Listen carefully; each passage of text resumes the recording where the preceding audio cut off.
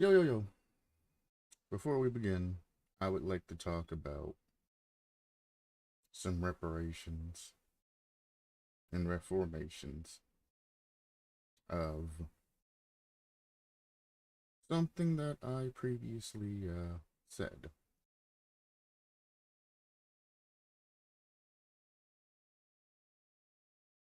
In the Dead by Daylight review. The Dredge, I still think it was kind of a lazy design. I understand the thought process behind that. Having a shadow and then having things come out of the shadow. It's kind of like a childhood dream and can really affect people because that's kind of the monsters and things like that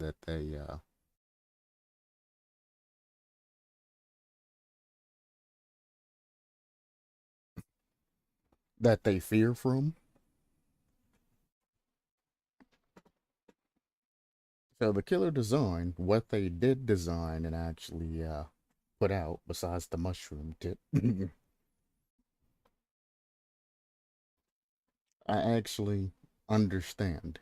And it has a very unique design. It is very scary from what you can see and things like that.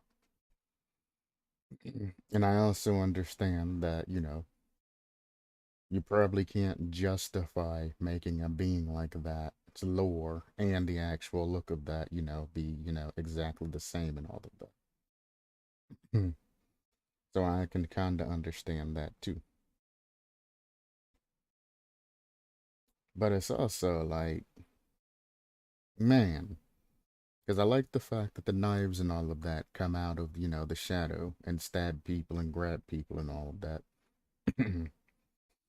But it's like, man, you have that cool caveat and all of that, but it's not incorporated really into the power. Except for when you're breaking out of a locker, obviously.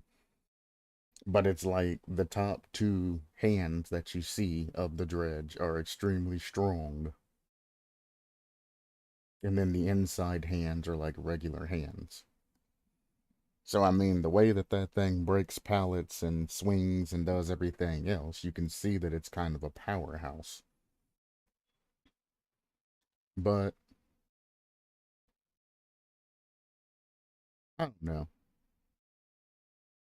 It's just like, if we're gonna leave it kind of this shadow thing with a bunch of arms and all of that, I would have liked to see a slightly different variance of power instead of doing the day-night cycle thing, which is good, don't get me wrong. The night cycle powers and all of that is huge.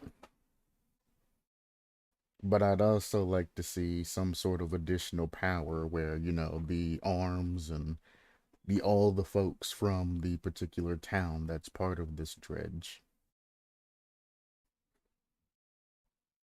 actually, have some sort of effect. If you're gonna be this powerhouse amalgamation and all of that, I don't know. I was just expecting more. My thought process behind amalgamations and behavior's thought process behind amalgamations are just different. So we'll just call it creative differences. I'm not saying that it's bad. Anything that they put, effort into was good for the dredge. I'm just saying that it could have been better. What's going on, Galanonim? So, looking at the dredge and all of that, and how he's only got a third, maybe a fourth of his body completely designed, and the rest is shadow. Let's see if I can pull up and do a picture. I don't know. It just saddens me. They put so much time and effort and all of that into, Sadako to make her look, out freaking standing. And then, here, let me just pop up a, we'll do it this way.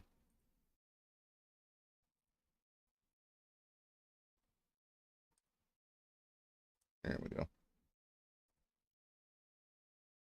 I mean, you actually have to show the screen crazy. And then, oops, I clicked into the game. This is the only thing that we have for a killer. Now, I know this doesn't do him justice because this is just a basic picture. It doesn't have everything else in it. But, like, you have the main head that comes out with the arms and all of that. And then he wears the skulls and, you know, everything else is sort of a cape that comes down. And since it's an amalgamation style, like cape, it has these things on the end where, you know, it can grab and hit and things like that. So like this is one hand, this is two hand, and then on the cape itself, it has pincers. And then the body's fog. So if you think about it in layman's terms, it's literally two arms, a head, and then a cape. An amalgam cape. So there's nothing that exists of its particular body from the neck down at all. And none of that's been designed for this particular killer. Because I understand that the dredge is the, you know, the thoughts, all the negative thoughts and everything like that, and, you know, the pain and suffering and all of that. I can understand that, you know, being part of the mist and all of that, because it's just a mix of emotions and all of that negative. I understand where the mist's coming from, but it's so simplistic, and it just makes me shake my head. Because you have Sadako, which is super well designed and all of that, and then you go to this. It's like, did you run out of budget?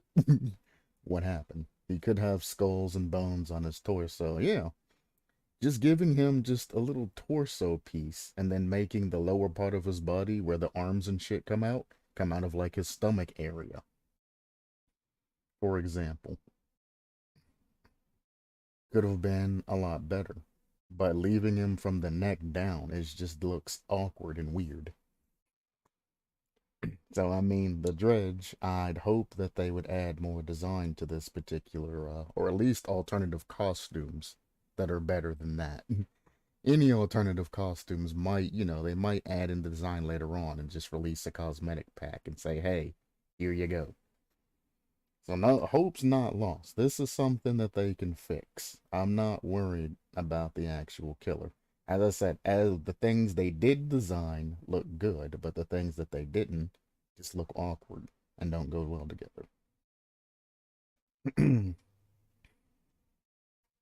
The perks and all of that, you know, is what it is. Like I said, the night cycle perk and all of that is great. He has some specific killer perks and all of that that are good as well. Let me zoom back out to 100. That are good as well. However, having the ability to teleport into lockers or basically shift back to, you know, a former place that you left yourself is just like there's something missing. The dredge is the, you know, negative emotions and, you know, the other people, an amalgamation of things slammed together into this killer. But his power doesn't directly affect what he is. You know, teleporting between lockers and all of that, yeah, would be a cool, like, small ability and all of that. Just, you know, like a movement ability. But I would like to see more power that's designed towards what the dredge actually is and all of that. Not just, you know, the killer can teleport between lockers. I'm like, okay. The killer gets powerful at nighttime. Okay. The killer can leave remnants of himself. But one, instead of remnants of itself, wouldn't it be even more amazing? Because the remnant is just a little shadowy thing that you can see, like a little fucking shadow that the killer sees. So it's not even a designed, like, after image of him. But wouldn't it be nice if he could, like, leave portions of his body or something like that? that he could teleport to or he could attack with or something. You know? He's an entire town sucked up into one thing. He has multiple arms and all of that. What if you could like leave like a shoulder or something in one area that, you could control and possess, leave various body parts other places that you can possess and then swing to try and hit a survivor as they're going by. Or you can teleport, cancel it, and then go all the way back to that body part that you left. Or split your body in half or something like that. To where you're still able to chase, but you're still able to, leave your body in places and then rejoin the body through, this darkness cloak of dredge that you have. And make the power more designed around the remnant effect of you leaving an after image and teleporting back to it. Leaving the night cycle is part of the map specific and a passive for him, and then the locker movement and all of that just as his source to move around. Or something like that. Adding more to this that, involves the amalgamation effect. Because I don't know. It's just not satisfying enough. I mean, it's a personal opinion, but it just doesn't seem satisfying enough with an unfinished model, it looks like, with a very generic power of teleporting through lockers and all of that. And then nighttime eventually comes, and then you get powerful for what, a minute? Well, 30 seconds to a minute. And then you go back to being, average Joe. Now, this killer is a lot powerful than I gave him credit for. Well, I mean, I can't say that I gave him credit for. I did respect his killing ability as I was playing him and all of that. But anybody that I've seen playing him on YouTube and a couple of games that I've played with him, he really does have a higher killing potential if you know how to play your cards right. But I mean, like, when he teleports and all of that, you can clearly hear him getting into the locker and then, making the scratches to break out of the locker, things like that. So you have a lot of time to avoid him while he's teleporting and all of that. And if you know that you're running into a loop and he stops moving and stops chasing you, if you have your camera looking at him, which would be the meta way to play, you know that he's probably going to teleport into a locker. The thing that I found out that the survivors have done meta-wise is just lock every single locker in the map. Because the killer can either take his time going through and hitting every single locker on the map to make it to where he can easily teleport, or just accept it, unlock a few lockers as he walks by, in areas, near gyms and all of that, and just take that couple of extra seconds to black out. Holy shit. A couple extra seconds to break out. I was looking at a Burger King ad that popped up. So it's like, it's not that big of a deal. I mean, if you're trying to get the surprise jumps out of lockers to catch survivors off guard, then it's a huge ideal. But it's not if you're just chasing a survivor. If you hop in a locker in front of them and you break out of the particular locker, by the time they get there, everything just continues going. However, like I said, when I was on the survivor side, as I was about ready to run into a loop, I would just have my camera looking back at the dredge. And if he wasn't, directly chasing me at full speed, coming to clap my cheeks, then it was pretty obvious that he was teleporting. People will get better at fakes, obviously, but right now it's like, dang, I feel bad for them. It's like they're chasing me into this loop and they know they probably can't catch me in time before I get to a window. So the only thing they really can do is teleport. And if another survivor had previously locked the lockers in that particular tile, then not only did you lose even more distance breaking out of that locker, then, The survivors gotten away, went to another town, didn't even waste any pallets or anything in that particular area. So then you have to play this kind of timing game. And trust me, the timings on that ain't that good. I've intentionally ran into tiles in front of lockers and all of that, and just to see if they could time it right and bop me. The timing on that is freaking ridiculous. I've only gotten one person jumping out of a locker, and that's because they were dumb. And I mean, like, really, really, really dumb. They were doing that bullshit where they drop a pallet and they sit on the other side teabagging and shit. So I just teleported to the locker and then jumped out and pop, got her ass. Because I'm like, bruh, you're literally teabagging in front of a locker by a down pallet. You know, it's like, bruh, what do you expect me to do here? So I just teleported to that shit and got her. That's the only one I've ever gotten, by the way. I've had other survivors get picked up by some crafty people that can time it right, but it's a rare thing that occurs.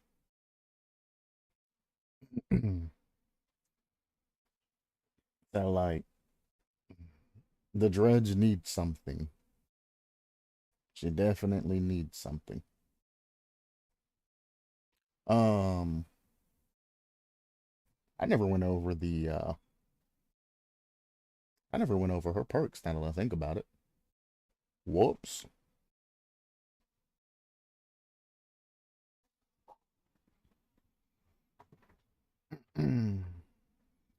Well, there you go. That is Hattie.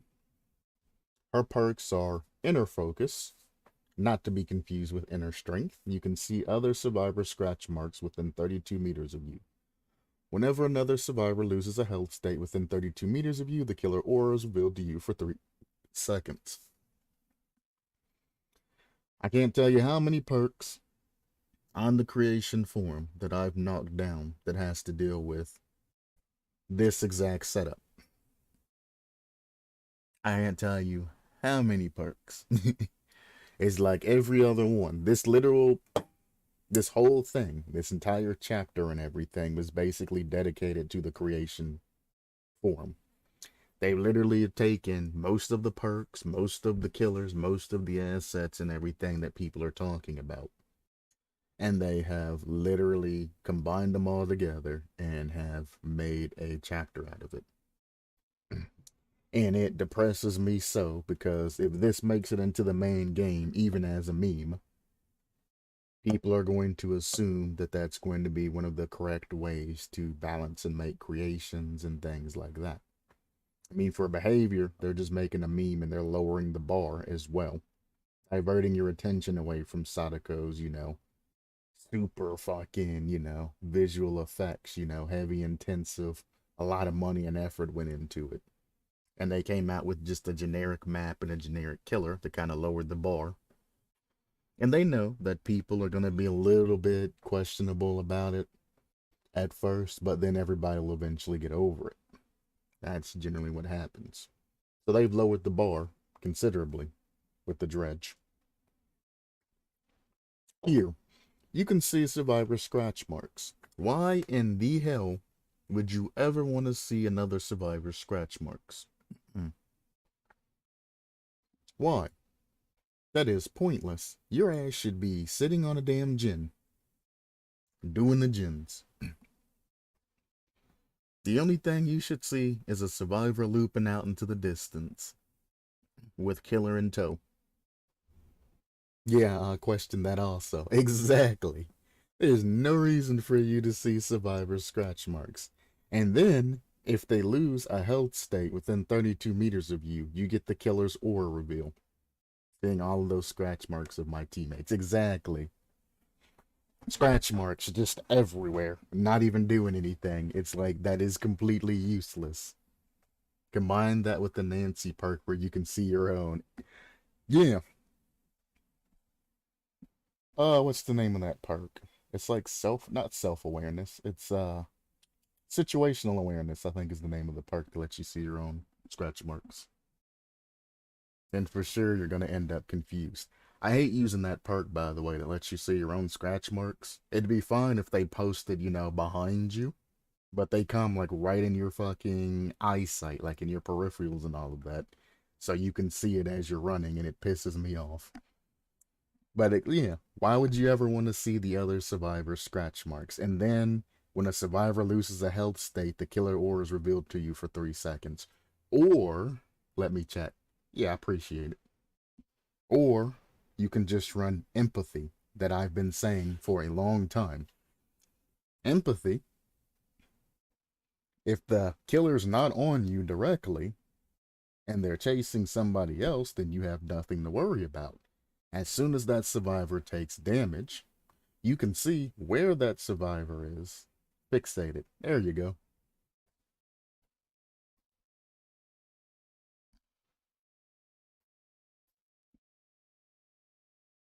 But you can see where that survivor is running if they're within like 124 or some huge ass amount of radius from you. So as that killer is chasing that survivors that is injured, you will always see their aura. And anytime that player or anywhere that player runs, you'll know that the killer's going to be in tow. And if they manage to escape, you now know where your injured survivor buddy is.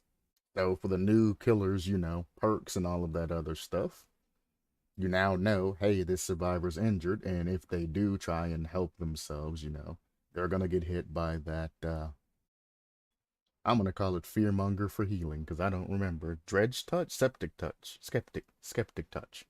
They're gonna be affected by skeptic touch and they can go down. So if they come anywhere near you, you can just head them off, heal them up, and then all is good. If you don't want to waste a perk slot on a perk like empathy, you can wear the obsession ring, and that'll at least let you know where the obsession is. I mean, it's only a fourth of the power of empathy, but I mean, still ain't bad. So inner focus is one of those more useless perks. But that's just my opinion. I don't see any uses for it, seeing all the scratch marks of other survivors. Yeah, I guess it'll let you know what generators they're at and things like that, but it's like, who cares? You shouldn't be stacking generators until it's the final couple anyway. Everybody should be on their own separate gen, or you're losing efficiency. I would rather 3 gens pop at 80 seconds than 1 gen to pop at 44, 1 gen to pop at 80 seconds, and then another gen be, a third of the way done. It's just not efficient. It won't even be a third because they have travel time and all of that. So it'd only be like a fourth of a way done by that time. And that's if nobody got hooked in that time, because generally one will go for an unhook, and the other one will go find a gen, which will take even more time. So it's like, I ain't feeling it, inner focus. But again, this is some shit that I've been reviewing for the last couple of months on the Dead by Daylight creation forum. So it's like, seeing it up there, part of a meme build and all of that, and actually incorporating some viewers' perks, it's like, yeah, I kinda understand why they would add it into a meme killer. And if this is a serious killer, then all I can do is shake my head. I mean, I'll apologize for not giving credit where credit's due, but also, what the fuck were you thinking? Residual manifest. After a successful killer blind action, the killer is affected by the blindness status effect for 20 seconds. This perk grants the ability to rummage through an open chest once per trial and will guarantee a basic flashlight. So it's the, whatever the one it is for the medical, or for the medkit one. But it's for a flashlight. The high tier thing about that is, after a successful killer blind action, the killer is affected by the blindness status effect for 20 seconds. Residual manifest is good for people that cannot hit flashlight saves. So if you get the blind because you did it early and you can't necessarily, get the save, this will save you, because it gives the killer the blindness status effect, which gets rid of all auras, which in turn gets rid of hooks and hook auras. It'll also get rid of gin auras. And if they hook the person before the 20-second goes up, they won't get their barbecue and chili activations or any of that. All of that goes bye-bye when residual manifest comes into play. Because like I said, on average, it takes about 10 seconds to hook a survivor. So if they hook a survivor in 10 seconds, that's 10 seconds, aka barbecue and chili being gone. And any other perks. Well, I guess Discordance lights up. Well, yeah, that's aura ring. Well, nah, because it's a blindness. So yes, it'll take out Discordance, it'll take out barbecue and chili, it'll take out bitter murmur if you finish a generator while he's being blinded. And survive with friends or teams can actually coordinate that to blind the killer while things are going on, like specific actions are, to keep the killer clueless. Now, there is a perk that the survivor themselves can run that makes it the way the killer can't see the auras of any hooks within like 16 or 20 meters or however long it is. Somewhere around there. I think it's 16 because they like using 16 as a number.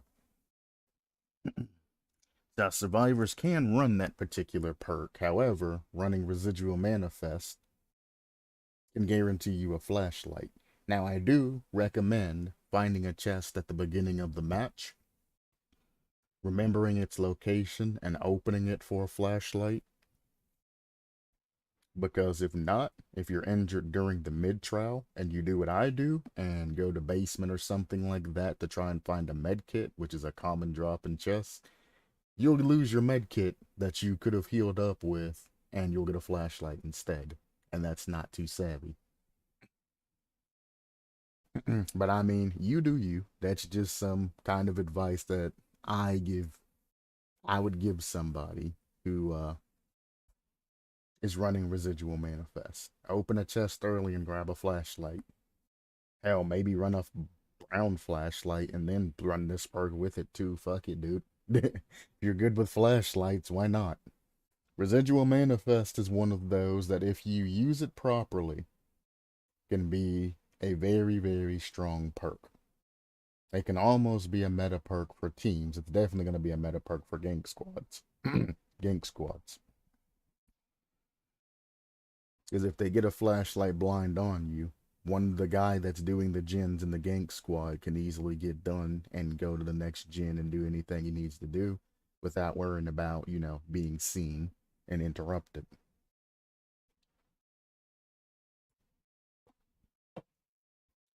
Very good perk. It has a lot of uses and it gives you a flashlight, etc., etc. This perk right here, I mean, honestly, if I had to say something, I would say 20 seconds is way too much. I would definitely only make it for 10 seconds, so you're not literally nullifying the killer's perks that he brought in. 20 seconds is a little extreme. Cut that to 10. Again, it takes 10 seconds on average for a killer to hook a survivor. If he gets blinded picking that particular survivor up, it's probably going to take him a couple more seconds to find a hook, unless he knows the map, gets lucky, or the survivor goes down in front of a hook. So that would expand that being blindness throughout, him looking for hooks and all of that. He gets hooked, and then he should still get his barbecue and chili activations and things like that. Unless they double blind him. And makes it risk burst reward. Do you blind him twice as he's hooking and all of that, or after he hooks, as he hooks, whichever one, to keep the barbecue and chili activation from going and then take the chase? Or do you just blind him as he's picking up, say, oops, I missed it, let him struggle to find a hook, and then, time runs out and everything goes back to normal? Then, if he's breaking pallets, jumping windows, or anything like that, you blind him. Obviously, the aura reads and all of that can assist your teammates as well.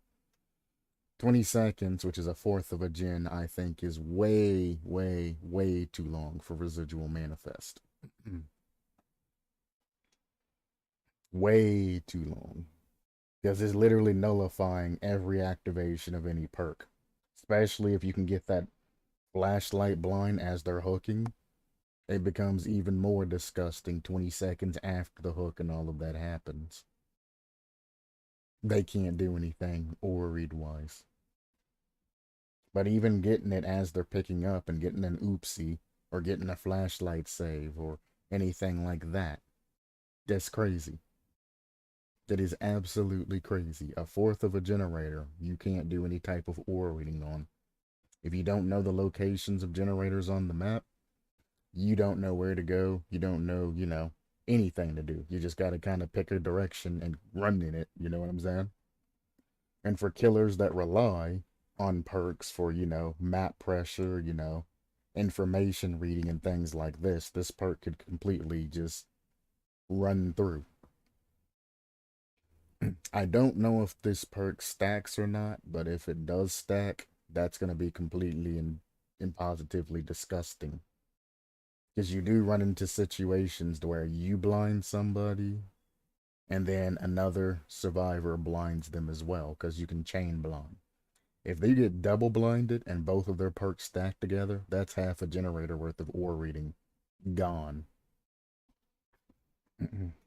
It doesn't say. It just gives you the basics of the perk here. I don't know if it stacks or not. I hope it doesn't, because that's going to be disgusting if it stacks. Imagine as a killer, somebody dropping a pallet, you go to kick the pallet, somebody blinds you and gets that effect, and somebody else blinds you and then doubles that effect to 40 seconds. Crazy.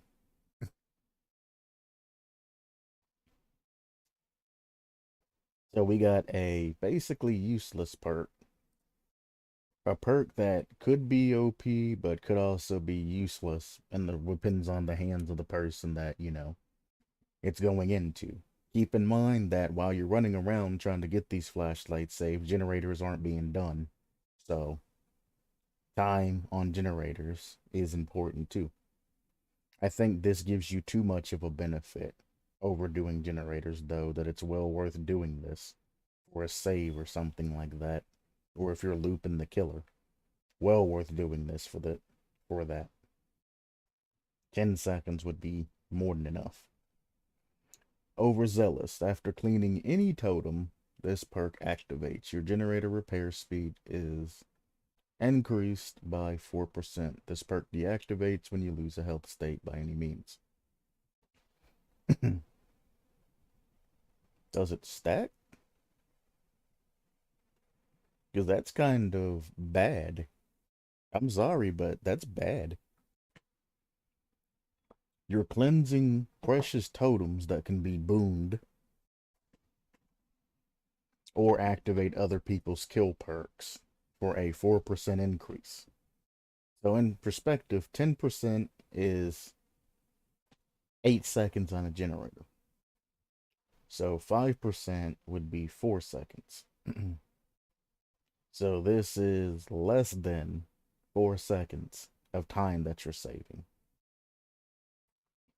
So even if you broke 2 totems, you would be saving less than 8 seconds on a generator. Those totems take 14 seconds to break? No. That's 14 seconds to boon.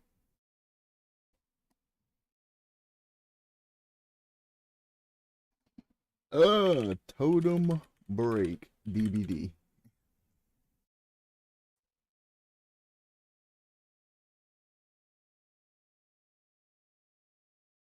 Yeah, it's 14 seconds still. Yeah. So it's 14 seconds to cleanse it and 14 seconds to boon it. So yeah, it's the same. So you're losing 14 seconds plus however much time it takes you to travel to the totem, find the totem, cleanse the totem. When you could have put that 14 seconds in a generator and gotten a lot more time out of it. So if you're going to have something like this, you definitely want to up this to at least at the bare minimum 10% to save you 8 seconds. Now, it says cleansing, but this probably works for booning as well. If you make that cleansing and booning, if it ain't already there, I could see this having some use. 14 seconds to boon a totem, and then you get 8 seconds back, leaving you a deficit of 6 seconds plus travel time. But let's get rid of travel time and say you're only using 6 seconds when booning a totem. 6 seconds is more acceptable than losing 14 seconds booning a totem. That's how this perk should be designed if it isn't already so. So you definitely want to increase this by 10%. Then if you do manage to break 2 totems, because you can't boon more than 1 totem, so you'd have to boon 1 and then break 1. 28 seconds of time is wasted, but you would be 16 seconds faster on generators. Generally, if you're taking time to boon and break and all of that, you're only going to get a maximum of 2 generators done. So, I mean, if you find 2 totems at the start of the game and do all of that, by the time you get done with that, 1 generator's probably already going to be done. 2 if you're lucky. You're going to have 16 seconds throughout 2 generators, so that'll give you 32 seconds of 32 out of 160 seconds gone off the top of that. Now, this wouldn't be terrible if it went to all other survivors, but the problem is stacking would be an issue. Because you can't make the perk useless if multiple people run it. But, you know, you'd have to add in a passive or something like that to make it a team play. But just 4% speed increase is negligible. It's not good. The only thing this basically covers is if 2 people are working on the gen at the same time. That 4 seconds that you manage to lose, you would get 3 and some change back. And it would basically come almost to your 200%. Almost. You would still be losing like a second worth of time. So overzealous, as it sits, is useless. And I know why they didn't go up to 10%, because you have things like toolboxes and resilience and a whole bunch of other things that can stack with it. And they're just wanting to have something that you can boost yourself with.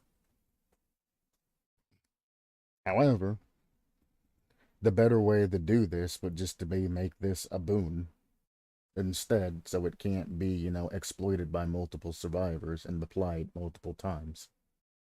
Basically, boon prove thyself. Or go along, you know, the avenues of that. Basically, this, how it's formulated right now, it's kind of useless. It's bad.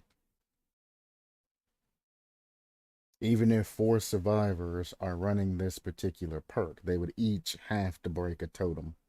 That would be a 16% increase in generator speed. 1 survivor is going to probably be getting chased at each time, so you're looking at a 12% increase. Which, I mean, is 8 and some change seconds. I could even round up and say 10 seconds off of any generator being worked on. 10 seconds off of the 5 generators you need to get done is 50 seconds out of 400 seconds. So it'd save a fourth of the time. But I mean, it's like, you know, it's still not good, because you'd have to take out the 14 seconds out of that as well, plus the travel time out of that as well. So it's going to be slightly lower than that. And it's not going to come up as high as what you think it is. So overzealous, unless you're running a build specifically built around it, speed-wise, like for gen rushes and things like that, is completely useless. And I'm like, why would I run overzealous when, you know, I could run your basic gen rush build? I mean, gen rushing means you stick to gens, you do the gens as efficient as possible.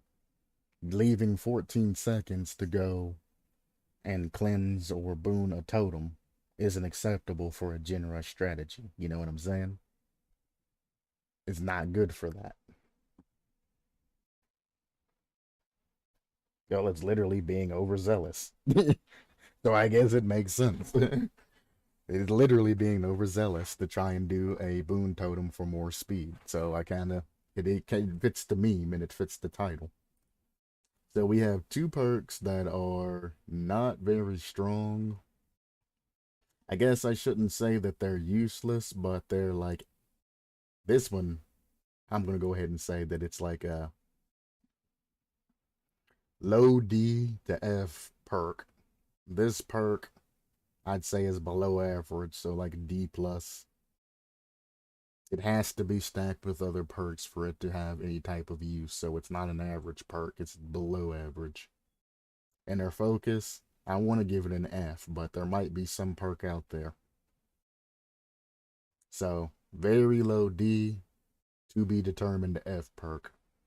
Residual manifest is very good. It's above average if used properly.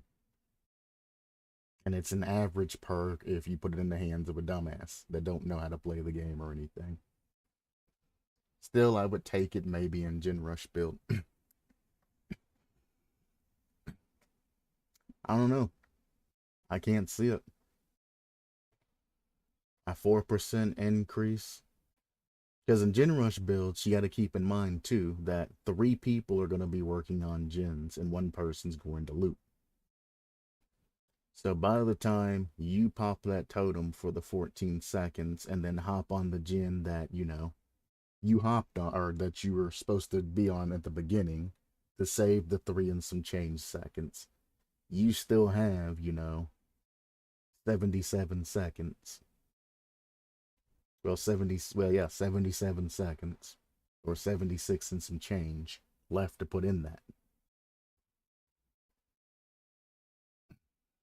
By that time, they're going to be 14 seconds plus whatever travel time you took to find the totem and all of that ahead of you.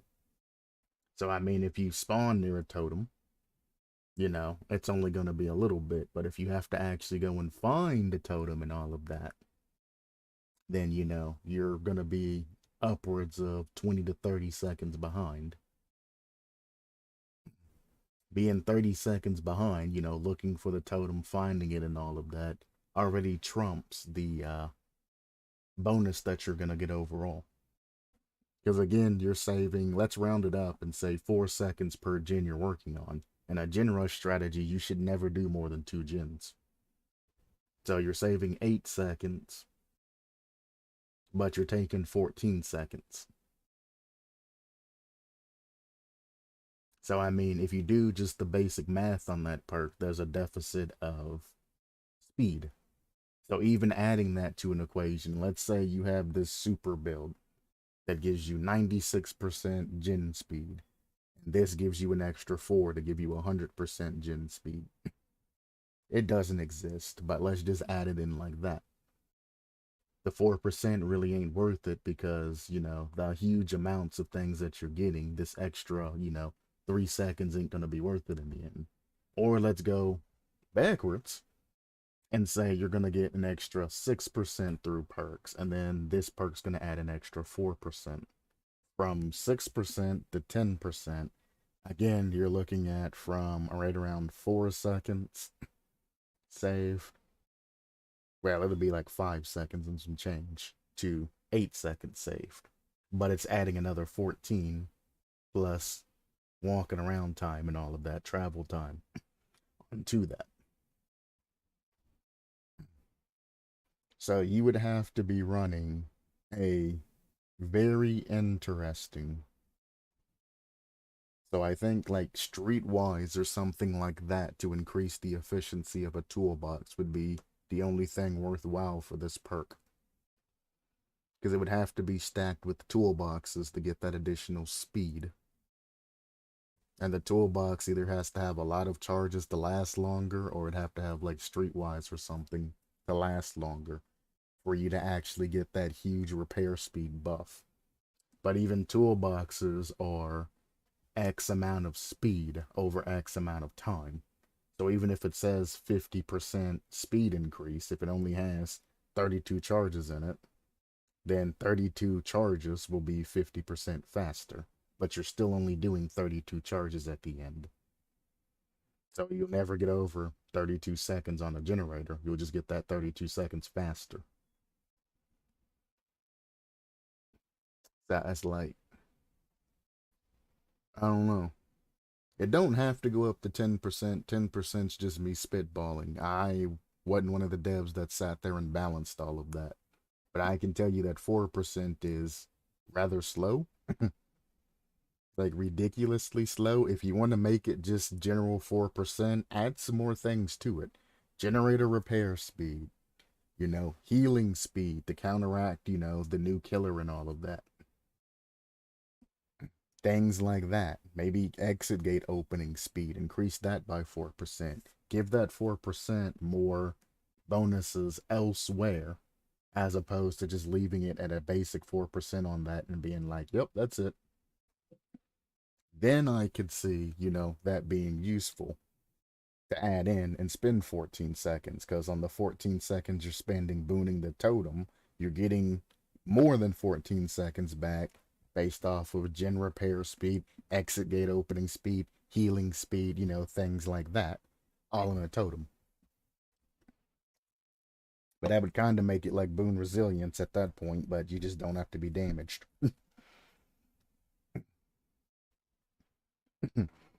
Could also, do the same thing. So it's like this perk's just kind of, it's too weak. I mean, I get devs don't want to make it too strong to avoid too fast repair, but yeah, it could get some extras.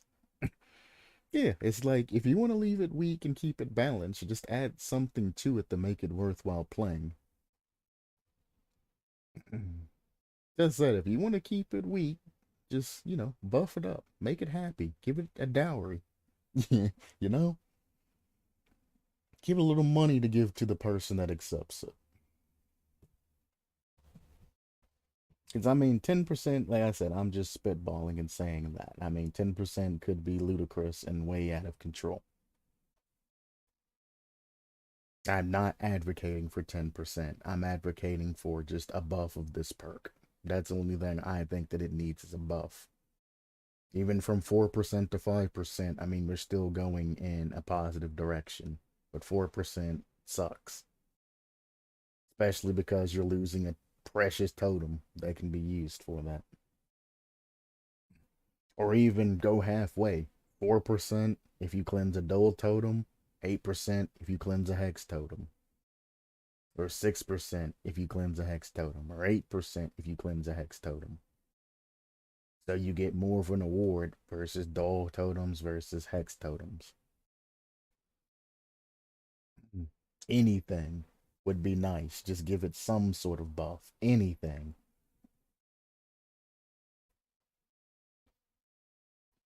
The new map. Well, with new killer perks, totems can be easily destroyed. I mean, that is true. Well, if it's a boon totem, it can be easily destroyed. But I mean, that is true. But I mean, what killer in their right mind would just run around destroying totems when they can be patrolling gyms and chasing survivors and all of that? It makes sense if, you're walking by a particular totem and you see it and you're not using it. You can walk by and, kaboom. It's not his perks. Well, this thing,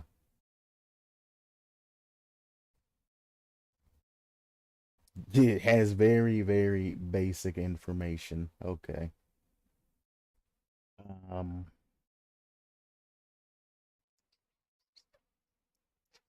I wonder if they have him listed as up here yet.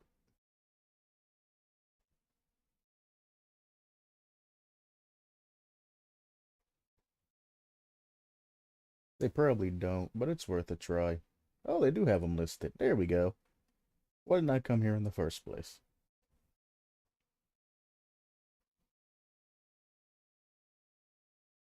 This is a lot better. Why didn't I come here? Moderate difficulty level, I can agree with that. As long as you know the basics of, the basics of timing and the basic of being a mouse one killer when it comes down to it, it's moderate difficulty. I was able to get that three piece and a hatch escape, and I didn't know what I was doing with that particular killer. So yeah, moderate sounds very good.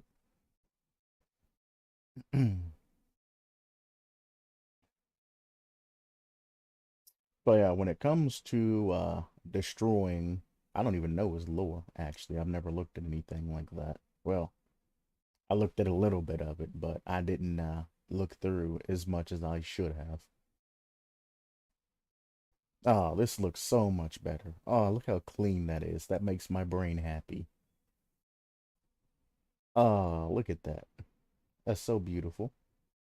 Let's just take a moment and congratulate and thank the people that make this fandom page that do this. Like honestly, that is high tier.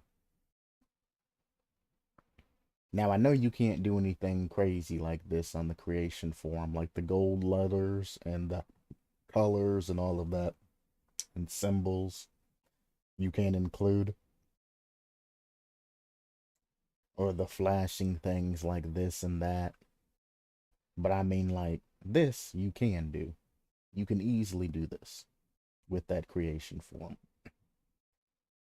and it looks so nice, so nice. Yeah, I wish we could do that. Definitely. I mean, some people go to like Word or they go to the perk creation thing and then they just copy and paste it over, or they link it over. Sorry. Yeah, no, right. You can't even use Google Images pictures. Oh, Mandy claps. I mean, talks. Mandy talks. That's funny. See, that's just. One day, you would think that they would allow us to do this from scratch, but one day, I guess nobody's ever requested, and their feedback and suggestions, nobody ever requested this. Because I've looked through some of the feedback and all of that. Nobody's ever said, your creation forms and all of that need to be updated. So I guess it's kind of our fault for not saying, hey, we want the ability to make perks like you do. The gold letters, the yellow, golden, or bright golden letters, bolden gold letters, regular golden letters, the italics, all of the other different fonts and colors and everything else. The ability to upload something into that. I mean, it's their game. Because you have to go to another website in order to do this. Why not let you do it through the creation forum and give you the tools to actually succeed? People would probably be motivated to do more and actually make it look better if they knew they could actually have access to that. So I guess it's our fault as the creative community for not requesting it, but it's also their fault for giving us the ability to create perks and killers and things and not giving us the tools to do so. You know what I'm saying? Hmm. Sometimes I think they do it just so if they do try to adapt something, they can copy and paste it fairly easily right into their engine and then change what they need to change. But also, why?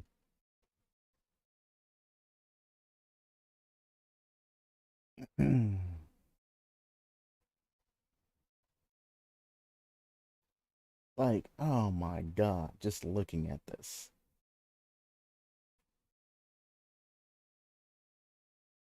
The only thing that I hate is this.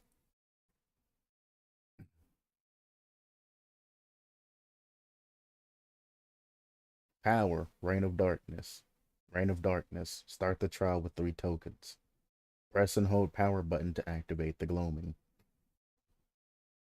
I mean, they've even tried to make it as best they could and make it identical to the other things that they put down.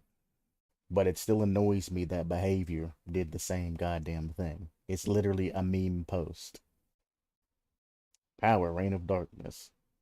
Reign of Darkness. Then it says press and hold the power button to activate the gloaming. This is probably the only acceptable way to do this, by the way. And they've nailed it right on the head. Even though they kind of changed up what behavior put down for this. But it's very weird how the Reign of Darkness has no description except for that. Because in actual Dead by Daylight, it says this. And then it immediately afterwards goes special ability, the gloaming. This part right here that they added in on this fandom forum makes this somewhat make sense. And even behavior fuck that up. Reign of Darkness starts you with trial with 3 tokens and enables you to use the particular power. So they've made it in the fandom that the Reign of Darkness is the ability to hold 3 tokens. So basically the build up of 3 tokens is what the power is. And then pressing and hold the power button activates the gloaming. They've tied all of this together into the Reign of Darkness. All they needed to do was get rid of this line and bring all of that up to Reign of Darkness. Instead of calling it the gloaming, call it Reign of Darkness. And leave the remnants and everything there, and the teleportation as part of that. And it would have logically made sense. Because if we take out this portion, and we're talking about a creation being brought up to a company, listen how odd this sounds. This is my killer, the dredge. My power is Reign of Darkness. Like a dark thought, the dredge is difficult to shake, and when night falls, it's nearly impossible.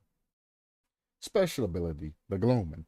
Somebody's gonna stop you and say, but what the hell about the Reign of Darkness? What does it do? What's its power? You said your power is Reign of Darkness. You didn't say anything but a description about it. Where's the rest? Where's the actual, power? What does it do? What's it part of? What's that? What's this? What's that? And then you've completely said power, Reign of Darkness, got everybody focused on the power, gave a description about it, and as people thought you were going to start explaining it, you switched to special ability, the gloaming. That makes people do the old, like, Dragon Ball Z fall on your head moment, like, where you're like, ah. It just catches you off guard. Them adding this in, power, Reign of Darkness, give a description. The Reign of Darkness allows you to start the trial with 3 tokens. Regenerating tokens, obviously. Then, you can press and hold the power button to activate the gloaming. Then special ability, the gloaming. And it ties everything together in a sentence structure that's in, this is not necessarily a chronological order, but in a literary order, to where it all makes sense. And I can't tell you how hard it is when I do a review, and just like Behavior did it, everybody writes it like this with this missing, and I see power, Reign of Darkness, some dumbass description, and then they go ahead and start talking about a special ability. Explain what this Reign of Darkness does for your damn killer. Even if it's something simple as start the trial with 3 tokens that, regenerates over time, or regenerates when, when you hit a survivor, or does this and that. Explain it a little bit, and then you can go ahead and add in, press and hold the power button to activate the gloaming. And you can leave it as special ability if you want to. But it's like, damn. It just drives me crazy how this whole situation can be fixed if you just get rid of that right there. Boop. And then move all of that up. You're good.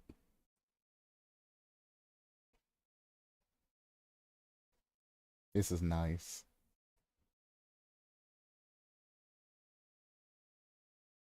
Like, this is like real nice. It's got me all,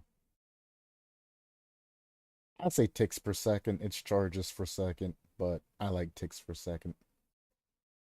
It's a universal thing. Because even if I'm Talking about med kits, I can say ticks per second and it makes sense. If you talk about med kits versus flashlight versus, repair kits and everything like that, I mean, I guess I could use charges per second, but it becomes awkward.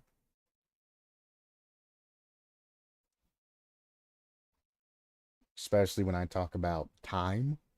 Time just goes well with ticks. Ticks is generally is the measurement of time. So I always say ticks. Because if I was to say charges, I would have to go off of 16 charges and things like that, which when you use charges, you do have to have time alongside of that. But I would rather just use time and use ticks. That's just the me thing. And you got like, oh man, look, oh, it's even got gallery pictures that lets you see where you teleport. The targeting system is bad, by the way, on the targeting system, especially with far away lockers. But I mean, it's not really that bad because I think it's designed to make you, while you have like two or three locker hops, is let's say you're trying to get to that locker over there. They want you to hop into this locker and then hop into that locker. They don't want you to hop directly from here over to that locker. They give you, after you get in, two more additional hops. So one's just, get in the locker, one's to get you to the specific area, and then the next hop is to get you near the survivor. And then you pop out or go back. That's how it's designed to be played while you have so much charges to kind of get around the jank aiming system. I know I'm being selfish when I'm like, fuck, dude, I just want to hop all the way over to that locker or hop all the way up to that locker and another locker gets targeted. I'm like, fuck, dude, I need to get there now. They're completing the fucking generator as I speak, and it drives me crazy, but you know what I mean. I'm going to clean the mess called my room. See ya for today. See ya, Galanonim. But I mean, all in all, the targeting system's not bad. I mean, they made it to where you should be doing small leaps in between lockers. I mean, it's fun. There's the remnant that I was talking about. It's just kind of like this dark rift in time. It's not even like a shadow copy. I understand for saving assets and things like that, not making anything like that. But I mean, you could just leave a body part or something of them there, a remnant of the actual being there, as opposed to part of a shadow, and then have that part do something and teleport back to it if it comes down to it. Anything like that. You can see it's just a shadow. Being inside of a locker, I do like this, where you can see out of the locker and see what's going on. This is a lot better than not being able to see out of the locker. This makes it worthwhile. This is great.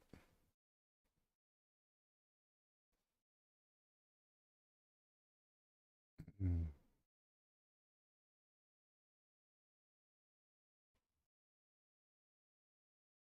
Yeah, these are some beautiful pictures. This is nighttime and the teleportation.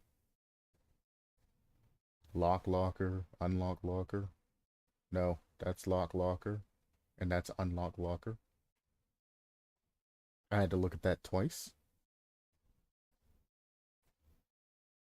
Yeah, I like that. The people that do the fandom forum, thank you. Thank you, thank you, thank you.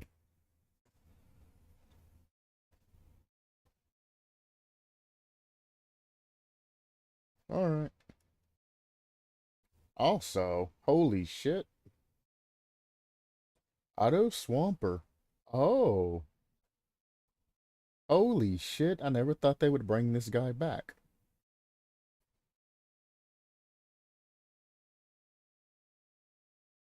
So he's in league with the doctor. Well, he knows this guy is the guy that let me just read this. An unseen character in Dead by Daylight, he was Herman Carter's, which is the doctor's, mentor at Leroy Memorial Institute, who taught him that information is everything and knowledge is power. As extracting information was Stamper's mission, he encouraged his protege, which is the doctor. And apparently, the Dredge's lore is heavily entwined with the same guy that interacted with the doctor. That's interesting. I might actually take the time to look at his lore one day. Not now, but that's very interesting that they brought him back. Either way. Oh, the map. The map. I've actually taken the time to sit around, look at the map and things like that. Now, keep in mind that the engine that they upgraded to and all of that is doing a lot of the things for them. However, I will give them credit on the map. The asset that they used on the house is a pre-bought asset, but what they did is something that a lot of people do. They bought the pre-bought asset and then they basically ripped out everything and rebuilt it essentially from the ground up. So they used it as sort of a thing to measure the size of which they wanted the house to be. And then they added in, a whole bunch of different things to the house, tore out the floor, redid the floor, made it exactly how they wanted to. So in their defense, yes, it's a pre-bought asset, but it was customized and all of that by behavior. So it wasn't just a copy and paste and they changed things here or there. They actually basically redid the entire house, but the house was, a different house by default.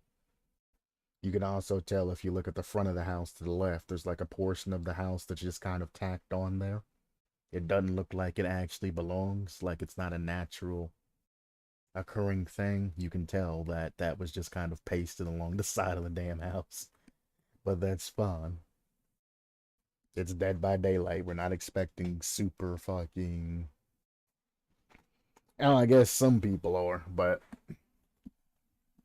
I'm just expecting an honest attempt, honestly. Because, I've created a map before, and I built it all from the ground up. And then I got to the small cosmetic things, and I was like, fuck it. And I took things like, chairs that are pre-made assets, and then I just customized them and changed the bars and all of that to basically make them mine. There's nothing wrong with reusing an asset that's publicly available. As long as you change things up and make it your own.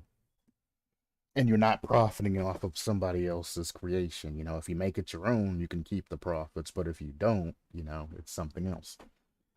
But they did a very good job in taking a pre-built asset and building their own house on it.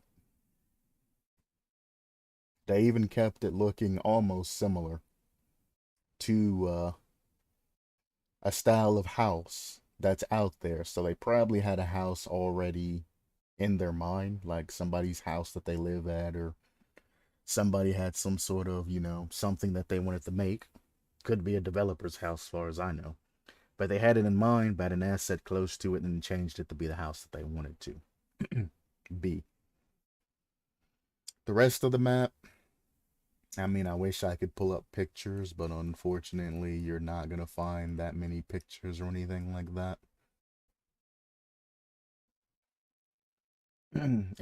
They obviously used, things from Haddonfield and, all the other previous assets like they usually do, and they kind of just scattered them around the map. There might be one or two assets that are new, but for the most part, it's just reuse assets scattered. Which is why I kind of heavily docked that particular the map design, because it's small. You get a house that they spent a little bit of time in, going through and, redoing that. But then all of the, the fences and things like this are essentially Haddonfield's fences and things like that, with a little bit done here or there to put, gaps in the fences, things like that. Putting gaps in the fences, things like that, ain't that hard. It's really not. You can just shrink.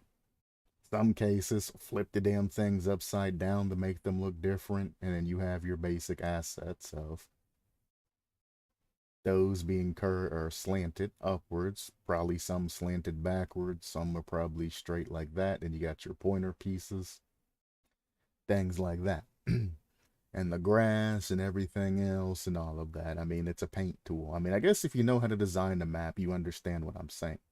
Now, I don't know how much time they worked on this particular project. This could have probably been a project done in, a month.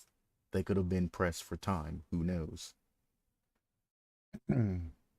But for them to release this a couple of months after Sadako makes me believe that, it was in co-production with Sadako. As Sadako was being made and, he was being made. It's like a side project. Sadako got more finished and that team went to his concept, and then the rest of the team just finished off Sadako and sent her on her way.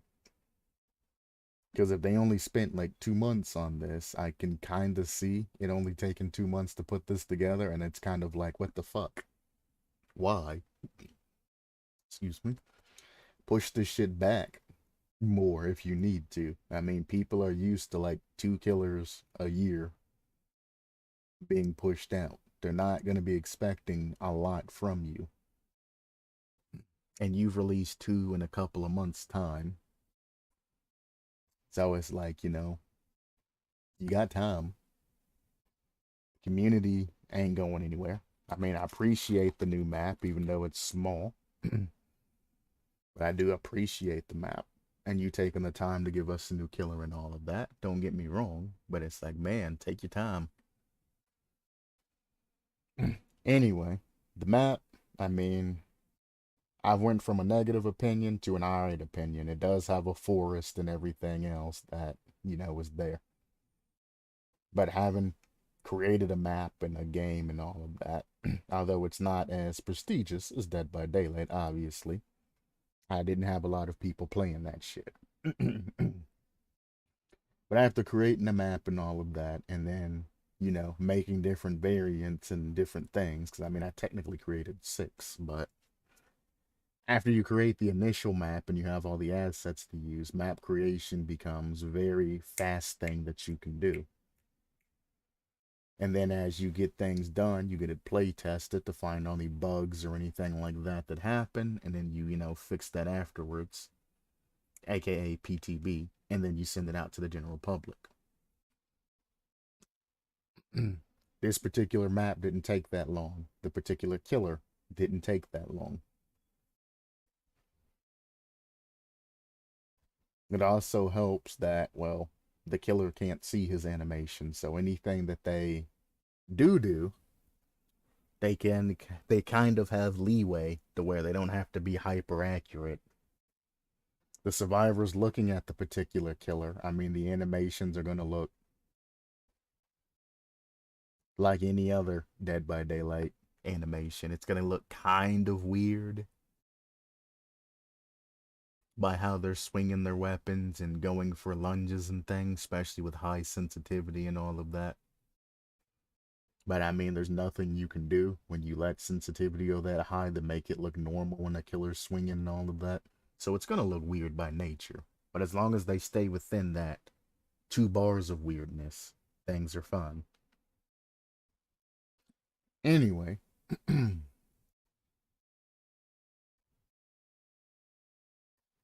that's my last synopsis, my last things that I want to say about this killer till it's officially released. Which I think comes like June 8th or something like that. I don't remember. June 9th? I don't remember the exact release date. Sometime in June, early June. Then I'll probably play a little bit there. Yeah, June 2022. And that'll be that.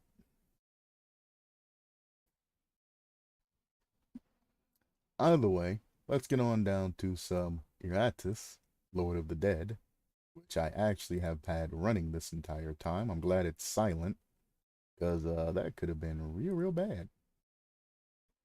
There you go. Actually, give me one moment. I'm gonna stop and restart stream for you guys. First, I gotta rename this.